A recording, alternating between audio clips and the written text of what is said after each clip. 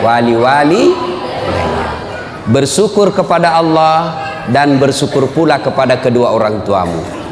Artinya ada anak remaja hitam jidatnya gara-gara sholat, hafal Quran, Senin Kamis dia puasa, tiap malam dia tahajud, malam Jumat dia itikaf di masjid, kemudian membersihkan masjid, ikut ngajar ngaji di masjid, tapi durhaka kepada kedua orang tuanya. Bapaknya dia hianati, ibunya dia keluarkan air matanya. Kata Nabi, demi Allah, demi Allah, demi Allah, jangankan masuk sorga, baunya sorga diharamkan bagimu. Nah, adik-adik sekalian, saya ingin menyampaikan beberapa kisah anak durhaka. Satu, zamannya Isa alaihi salam. Ada yang tahu Nabi Isa nabi keberapa? Angkat tangan, siapa yang tahu? Hadiah. Siapa yang tahu? Nabi ke-20 tuh? Hah? Ah, enggak dapat hadiah kalau berjamaah. 24. Zamannya Isa alaihissalam ada pemuda, Pak, bagus agamanya, kira-kira sekarang ketua remaja masjid. Kalau sekarang ibadah saja kerjanya, bagus amalnya, akhlaknya baik. Iblis sentimen. Kalau ada orang yang baik agamanya, bagus akhlaknya, maka iblis kepanasan. Maka iblis menghasut satu kampung. Dia datangilah satu kampung itu. Kau lihat itu, namanya Jurais. Kalau kau biarkan, maka anak muda akan beriman bersama mereka. Akhirnya apa? Rapat ini orang kampung. Saudara-saudara sekalian, bagaimana ini Jurais? Makin hari makin banyak yang simpati sama dia. Bagaimana caranya dihabisi ini? Ada yang usul, bagaimana kalau kita sogok dia duit? Tidak mempan, dia bukan mata duitan. Bagaimana kalau kita sogok dia jabatan? Tidak mempan, dia tidak gila jabatan. Lalu ada yang urus usul, Jurais kan anak muda, jadi gimana? Kirim cewek paling kece, kirim cewek paling seksi, bayar dia, suruh goda Jurais. Akhirnya apa? Jurais, apa dosanya Jurais sehingga dihukum Allah?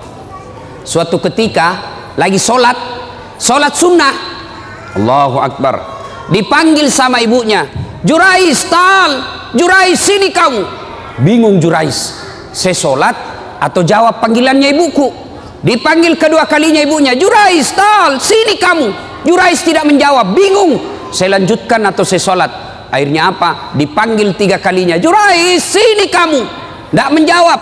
Ibunya pun tidak tahu kalau Jurais lagi sholat. Marah ibunya lalu bersumpah. Marah ibunya dan bersumpah, ya Allah, setengah mati aku hamilkan. Ibu-ibu masih ingat waktu hamil? Masih ingat? Bu, halo ibu, masih ingat waktu hamil? Enak enggak? Oh, itu ibu-ibu hamil Pak, enggak ada enaknya. Jalan setengah mati, duduk setengah mati, tidur sebelah kanan nyamping sesak napas, nyamping kiri poso. Satu saja gayanya kalau sudah hamil, gaya pasrah. Coba dia bilang ibunya, Jurais, setengah mati ku hamilkan, setengah mati ku lahirkan. Ibu-ibu masih ingat waktu melahirkan? Ada ndak ibu-ibu melahirkan senyum? Ada ibu-ibu melahirkan keluar kona, tidak, pasti setengah mati.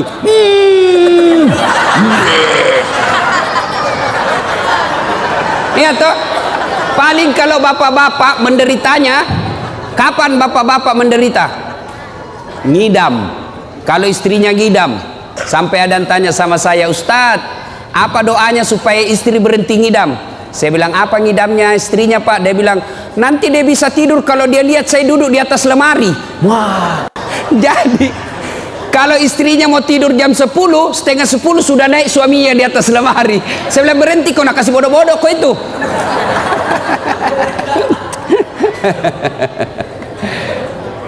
Dia bilang ibunya Jurais, setengah mati aku hamilkan, setengah mati aku lahirkan, masa saya panggil dia tidak jawab? Ya Allah, keluar sumpahnya ibunya Jurais, jangan mati Jurais sebelum ketemu orang jahat.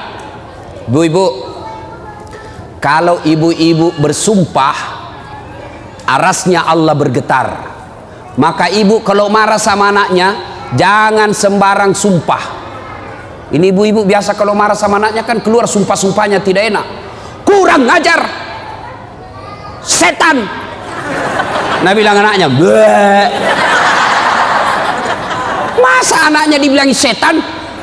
Kurang ngajar, kambing. Bleh. Jadi ibu kalau marah sama anaknya, boleh marah tapi jangan keluar sumpah yang jelek-jelek. Boleh keras suara tapi sumpahnya yang bagus-bagus. Ih, anak saya kurang ajar betul. Mudah-mudahan kau jadi ustadz seperti Dasat Latif. Boleh sumpah seperti itu. Mudah-mudahan kau jadi dokter yang soleh. Sumpah seperti itu. Jangan sumpah yang tidak enak. Kurang ajar. Mudah-mudahan tabrak kau beca. Betul lah beca. Nah, akhirnya ibunya Jurais bersumpah, ya Allah jangan mati Jurais ketemu orang jahat. Arasnya Allah bergetar, dikabulkan. Akhirnya apa? Jurais difitnah, dikirimi cewek. Jurais dalam masjid, ini cewek datang, dia goda Jurais. Jurais, ayo kita main. Kata Jurais, haram. Gratis, haram. Gratis, haram. Tidak seperti anak Indonesia, haram, gratis. Ayo Pak Dek.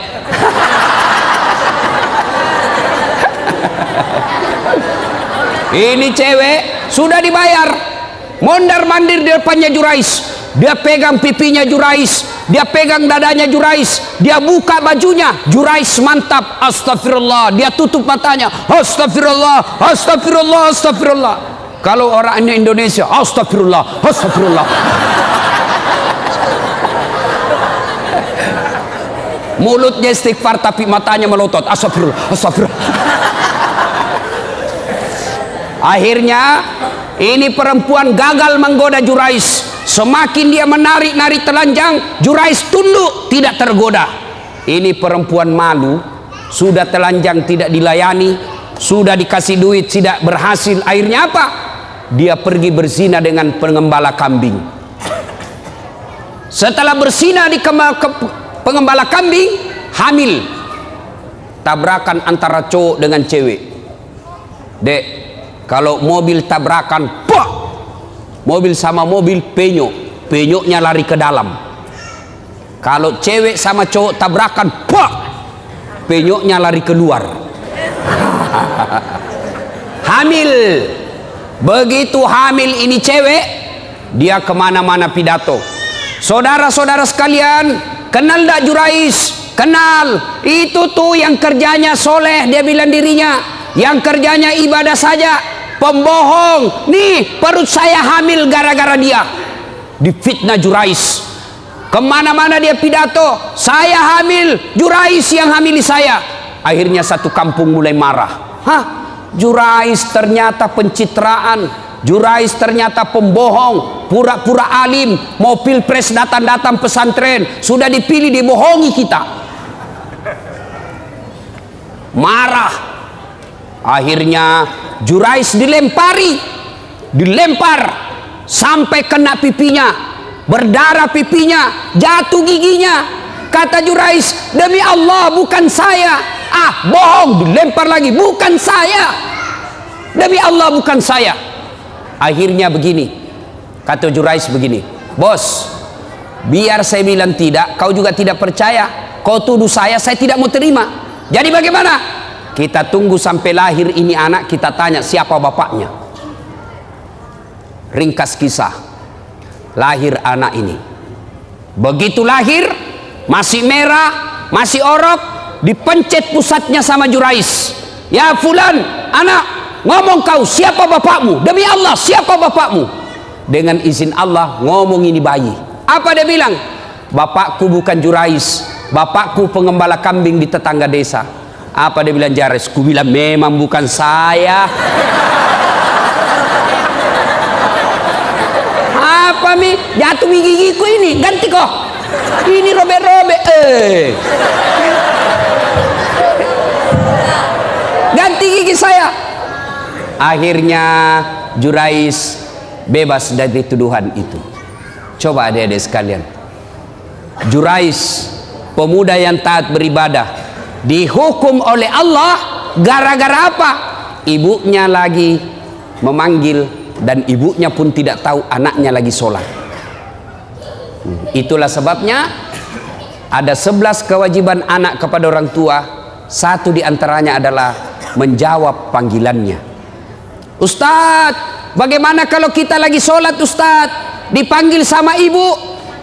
Maka kalau dia laki-laki, misal bacok, orang Bugis itu kalau anak laki-laki bacok, kalau perempuan ece. Banyak orang Bugis di sini? Banyak. Jago ini orang Bugis Pak. Kemana-mana saya ketemu orang Bugis. Saya ke Pulau Kijang, banyak orang Bugis. Saya ke Guntung, banyak juga orang Bugis. Saya pergi pelosok Kalimantan Timur, ketemu banyak juga orang Bugis. Saya pergi Singapura, ada Bugis Street. Saya pergi Sabah Sarawak, banyak juga orang Bugis. Begitu saya masuk penjara, banyak juga orang Bugis. Penceramah juga malam ini orang Bugis juga. Wah. Ibu bapak saudara-saudara sekalian, Jurais dihukum oleh Allah gara-gara apa? Dipanggil ibunya, dia tidak menjawab padahal dia lagi sholat. Bertanyalah orang, Ustadz, kalau lagi sholat dipanggil ibu, bagaimana caranya menjawabnya? Kalau dia laki-laki, Rahman, maka jawabnya Allahu Akbar. Panggil lagi, Rahman, Allahu Akbar. Tapi kasih tahu ibunya dulu. Besok-besok ibu, kalau ibu panggil saya Rahman, saya bilang Allahu Akbar, berarti saya lagi sholat. Karena kalau ibunya tidak tahu masalah agama, Rahman, Allahu Akbar, kurang ajar. Dipanggil dia takbir. Oh Rahman, Allahu Akbar, kurang ajar betul ini anak. Itu tapi Jangko juga pura-pura bos. Dia tidur, Rahman, Allahu Akbar. Padahal dia tidur, wah dongok-dongok.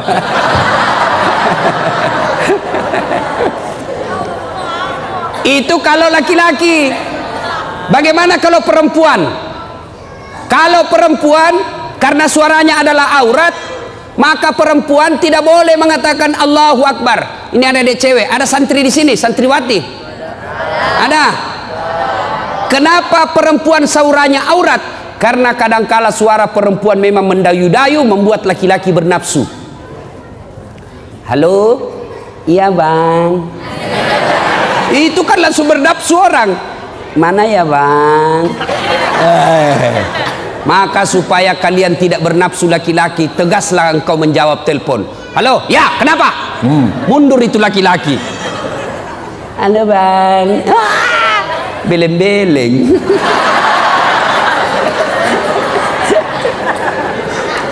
Bagaimana kalau perempuan dipanggil ibunya atau bapaknya? Fatimah, maka jawabannya adalah bertepuk 3 kali. Bertepuknya begini, Fatimah. Tapi kasih tahu dulu ibunya, Bu, besok-besok kalau ibu panggil saya begini, berarti saya lagi sholat. Kalau ibunya tidak tahu, Fatimah, atau jangan salah tepuknya, dia tepuk. Itu tepuk pramuka itu bos. Itu. Nah, kisah kedua anak durhaka, namanya Alqamah. Alqamah ini bagus sekali agamanya. Di mana Nabi dakwah, di belakangnya ada Alqamah. Di mana Nabi berjamaah, di belakang ada Alqamah. Tapi anehnya, ketika sakaratil maut tidak bisa mengucapkan 2 kalimat syahadat. Sakaratil maut dibimbing oleh Bilal, la ilaha illallah. Alqamah coba bilang la, tidak ada. Akhirnya Bilal lapor sama Nabi, ya Rasulullah, Alqamah sakaratil maut tidak bisa mengucapkan 2 kalimat syahadat, tolong anda doakan. Nabi heran, kok bisa? Alqamah kan baik agamanya, dia selalu berjamaah, dia selalu ikut pengajian, bagus bacaan, kok bisa? Didoakan oleh Nabi, tetap tidak bisa. Akhirnya Nabi punya kesimpulan, pasti ada dosanya besar ini anak. Kau cari bapaknya, bapaknya ternyata sudah meninggal. Cari ibunya, ketemu. Bilal berkata, Bu, mohon maaf, anak ibu si Alqamah sakaratil maut tidak bisa syahadat, mungkin ada dosanya sama ibu. Apa kata ibunya? Dia dapat sudah itu. Kurang ngajar itu anak. Setengah mati aku lahirkan, setengah mati aku hamilkan, setengah mati aku susui, setengah mati aku besarkan. Setelah ada istrinya, lebih sayang istrinya daripada saya. Maksudnya apa ibu? Pernah suatu ketika saya datang ke rumahnya, karena lama saya tidak pernah ketemu, dia lama tidak datang ke rumah saya, aku rindu kepada anakku, maka aku yang datang ke rumahnya. Ketika saya mau datang ke rumahnya, sebelum saya buka pintu pagarnya, belum saya masuk pintu rumahnya, saya dengar dia berkata kepada istrinya, Bu, datang ibu, sembunyi cepat itu kacang. Didengar sama ibunya, nangis ibunya, tidak jadi masuk kembali ke rumah. Disampaikanlah kejadian ini kepada Nabi. Nabi lalu bersabda, waduh, malopo dosa Alqamah. Dek nana salama ya tuan nanai, macilakai. Katanya besar dosanya nih Alqamah, tidak selamat dia. Panggil ibunya, panggil ibunya, atau saya yang datang sama dia. Panggil ibunya datang. Nabi bersabda, Bu, lihat anaknya, dia tidak bisa syahadat, tidak selamat kalau tidak dimaafkan sama ibu. Dia bilang ibunya, biar saja, dia rasa supaya kurang ngajar itu anak. Kata Nabi, Bu, kalau begitu lebih baik saya bakar api dunia daripada apinya neraka yang bakar. Karena kalau api dunia masih ringan dibanding api neraka. Adik-adik, api itu ada 3-4 tingkatan. Bapak-bapak, ada yang tahu berapa tingkatan api? Berapa dek? 4. Api tingkatan pertama warnanya merah, itu warnanya perokok. Ada perokok di sini? Ada? Berhentilah merokok pak. Bapak kalau merokok itu sama membunuh orang Palestina. Itu biasa orang perokok kan seperti kayak beleng-beleng. Ini aja kerjanya. Itu aja dikerja. Sekali-kali usap,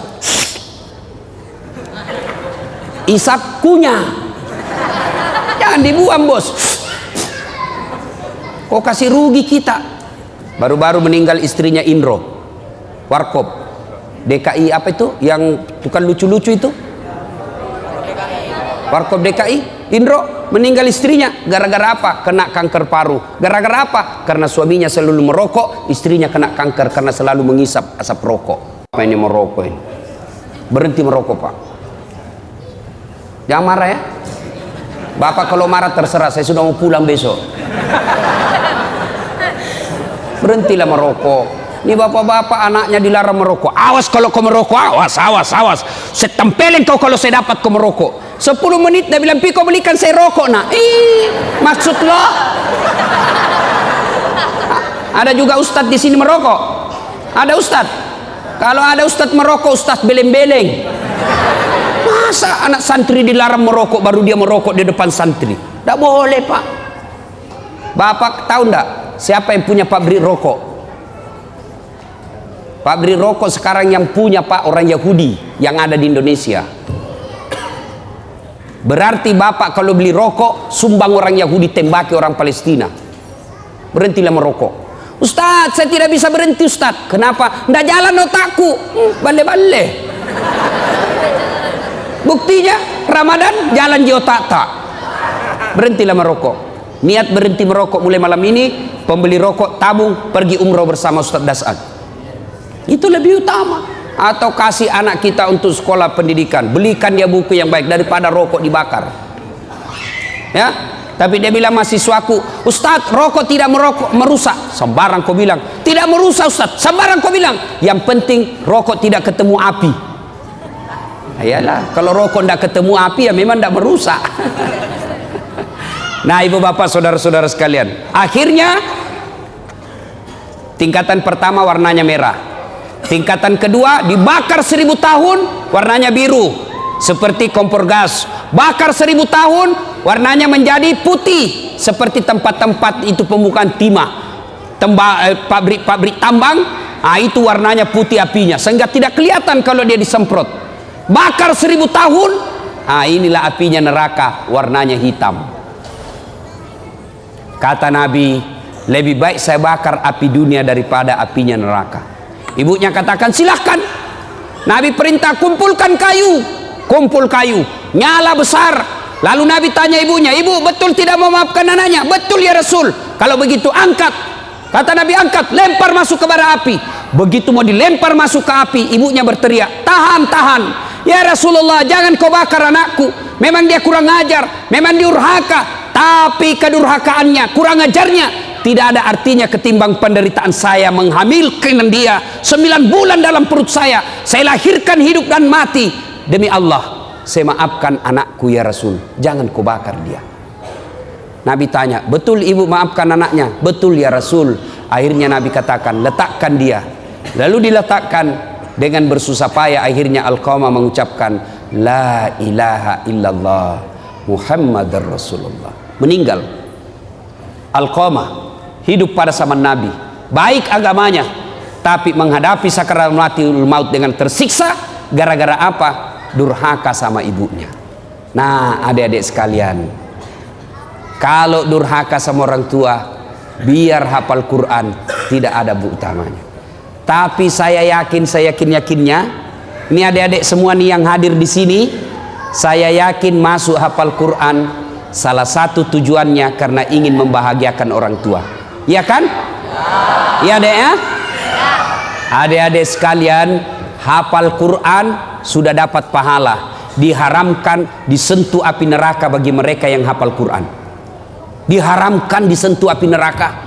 Yang kedua, dengan hafal Quran, maka adik-adik sekalian akan memberikan jubah ke ibunya nanti di akhirat. Ketika dinda di akhirat karena hafal Quran, maka Allah berikan hadiah kepada adinda ini, adik-adik ini yang hafal Quran. Ambil orang tuamu masing-masing, kasih jubah kemuliaan karena engkau menghafal Quran. Maka bapak-bapak, ibu-ibu yang ada anaknya hafal Quran, bahagia bapak-bapak. Ada orang bangga kalau anaknya pintar bahasa Inggris. Ustadz, itu tetangga saya hebat Ustadz, masih kelas 1 SMP sudah hafal, sudah pandai bahasa Inggris. Kelas 3 dia sudah lancar bahasa Inggris. Apa hebatnya? Banyak yang pintar bahasa Inggris pak. Mana buktinya? Bapak jalan ke Inggris, anak-anak di Inggris bahasa Inggris semua pak. Betul, betul, saya tidak main-main pak. Itu anak-anak di sana baru belajar bicara sampai pikun bahasa Inggris semua pak. Tidak tahu dia bahasa Bugis. Tidak usah, apa hebatnya pintar bahasa Inggris. Memangnya nanti kalau kita meninggal, anak kita sudah kita masuk kubur, anak berdoa, oh my God, please help me my mother. Tidak lah ya. Lebih baik anak kita hafal Quran. Sekarang itu anak durhaka zaman dulu. Sekarang bagaimana model anak durhaka? Jam berapa Isa Ustaz? Hah? Berapa menit lagi? 2 menit lagi. Oh sudah habis berarti. Anak durhaka abad modern. Kira-kira tahun lalu di Sulawesi Selatan ada anak usia 22 tahun. Lepas dari di apa itu opname karena dia penyakit diabetes. Masuk di opname, keluar opname, besoknya langsung mau pergi naik motor.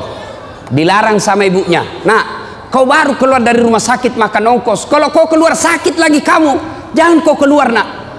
Saya mau keluar, dilarang sama ibunya. Marah ini anak, dia tempeleng ibunya. Ditempeleng ibunya, dilihat sama bapaknya. Kurang ajar ini anak. Mamanya ditempeleng. Datang bapaknya, dia pukul, melawan ini anak. Bapaknya usia 60 tahun, ini anak usia 22 tahun. Duel berkelahi. Jatuh bapaknya, pingsan, dia seret masuk ke gudang, dia cungkil 2 belah mata bapaknya. Meninggal bapaknya pak. meninggal bapaknya. Tangkap sama polisi. Beberapa hari kemudian meninggal juga ini anak, tidak ada yang mau solati. Sempat ribut di medsos di Sulawesi Selatan. Anak durhaka zaman sekarang. Apalagi anak durhaka. Saya mau pergi ceramah di Sulawesi Selatan, mau pergi takziah. Tiba-tiba ada ibu-ibu menangis, "Ustadz, tolong datang ke rumah saya, Ustadz." Nangis, "Ustadz, tolong bantu saya." "Kenapa ibu?" "Tenangkan ibu, tarik nafas." "Tenang ibu, meninggal suamiku, Ustadz. Tolong datang ke rumah, saya tidak tahu urus bagaimana cara." Saya bilang, "Bagaimana? Mana semua anak-anaknya?" "Anakku sibuk semua, Ustadz." Saya datanglah ke rumah itu. Begitu saya datang di rumahnya, saya bilang, "Bu, mana nomor teleponnya anaknya?" Saya minta nomor telepon anaknya, lalu saya teleponlah anaknya yang pengusaha di Samarinda, orang kaya di Kalimantan. "Tabe, Daeng, meninggal bapaknya." "Apa kata ibunya, bapaknya?" "Daeng, ada berita duka, meninggal bapaknya di Makassar." "Apa kata anaknya?" "Oh, sudah lama memang sakit itu bapakku, Ustaz." Jadi saya bilang, "Jadi bagaimana, Daeng? Ditunggu atau tidak?" Apa jawabannya? "Tidak usah ditunggu, Ustaz. Biar saya pulang tidak merubah keadaan." Jadi bagaimana? Silakan kirim SMS nomor rekeningnya Pak Ustadz. Biaya pemakaman dan pengurusan jenazah saya transfer, Ustadz saja yang ngurus. Anak durhaka, Pak. Bapak mau punya anak seperti itu? Mau punya anak seperti itu? Tentu tidak mau. Mau punya anak yang soleh dan soleha? Mau punya anak yang soleh dan soleha? Masukkan ke pondok anak kita. Coba kalau anak kita di pondok, Pak. Coba anak kita di pondok, sholat 5 waktunya berjamaah, makannya jelas halal, ucapan-ucapannya jelas tidak pernah bicara kotor, jelas dia tidak akan tersentuh oleh yang bukan muhrimnya, makanannya bagus, meskipun barangkali tempe, meskipun ala kadarnya, tapi halal. Tapi kalau anak kita di luar, mungkin di rumah makanannya ayam, tapi kalau dia keluar rumah, apa yang dimakan? Narkoba, lem pox, lem Korea. Ibu bapak saudara-saudara sekalian, banyak hal yang ingin kita sampaikan, tapi waktu Isya yang telah sampai. Insyaallah lain waktu dan kesempatan kita lanjutkan. Adik-adik sekalian,